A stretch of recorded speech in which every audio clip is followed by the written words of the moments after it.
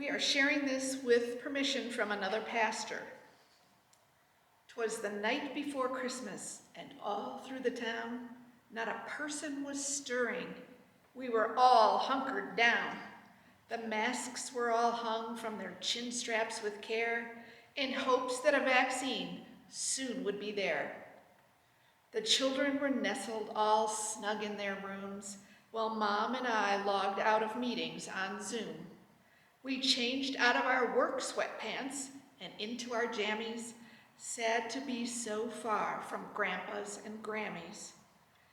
Christmas was different this year, that's for certain. People felt lonely with hearts that were hurtin'. Our Christmas time cheerfulness stuck in a lurch, with no room at the inn and no one at church. Travel bans thrown up between towns and nations, part cabin fever and part isolation. Homeschool was hectic and holidays harried. My mood was more mopey and maudlin than merry.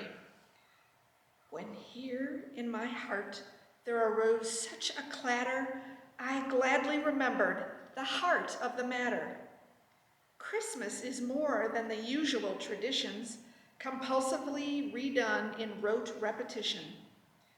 We miss those things, sure, but they will return.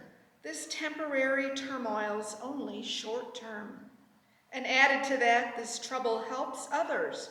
Our quarantines help save our sisters and brothers. And caring for others, well, that's the whole deal. That's living the deep Christmas spirit for real. Our hope and our peace, our joy and our love. They're as bright as the Bethlehem star up above. And what happened next? In Alaska, I'd say the spirit of Christmas showed up anyway.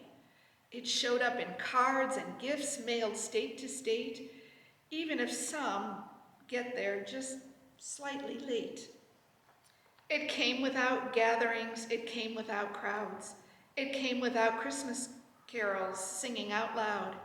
It came without parties to brighten our lives. It came without potlucks, without PS5s. But Christmas showed up in the calls across miles, in Zooms and in texts, and instead of hugs, smiles. It showed up in generous charitable donations and churches who now have online congregations.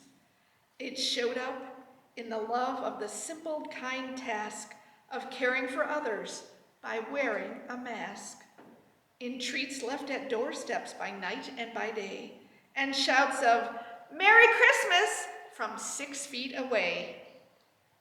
And someday, my friends, someday we'll be back to all of those potlucks and parties we lack, to singing in choirs and singing in bars, to cozy carpooling squished into one car, to shaking hands, high fives, fist bumps and hugs, to an airplane with center seats packed with real snug, to going to games where we cheer in the bleachers, to going to school with our favorite teachers, to clicking a headline that has happy news, to passing the peace side by side in these pews, to restaurants, barbershops, concerts aplenty, when finally, we're through 2020.